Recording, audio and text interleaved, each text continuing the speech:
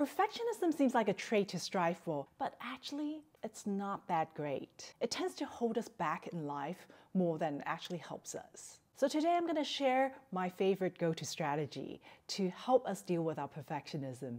First, we don't have to tell ourselves, I don't need to be perfect. You may have already noticed that doesn't really work, because the more you tell yourself not to feel or think something, the stronger the feeling and thought gets. So the goal here is not to get rid of perfectionism.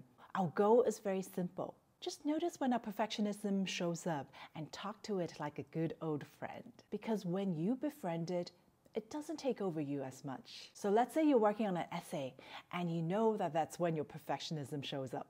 You can't seem to find the right word, you hit a writer's block, you get so frustrated. Before writing, try talking to yourself this way to prep yourself. We all have a little perfect voice in us, and that voice tells us something like this. It has to be perfect. You cannot make any mistakes.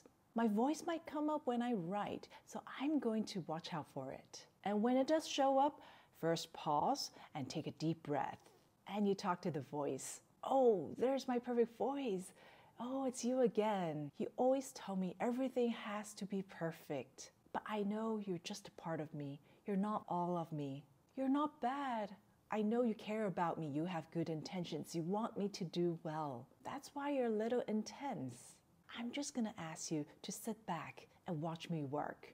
You can give me some feedback. But I also have this other voice, and it's called the I can do hard things voice. Now, that voice is a little quiet right now, but it says something like this.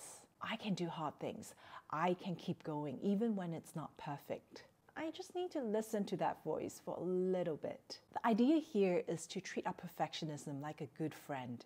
It really has good intentions for us, even though the way it tries to help us is counterproductive. When it feels appreciated and understood, it's usually willing to relax and allow the resilient part of us become stronger. Is it going to change everything immediately? No, it's not. Real change takes time and practice. But start talking to it like a good friend, even when it's not that active. Check in with it regularly, and you will find your relationship with it starts to change.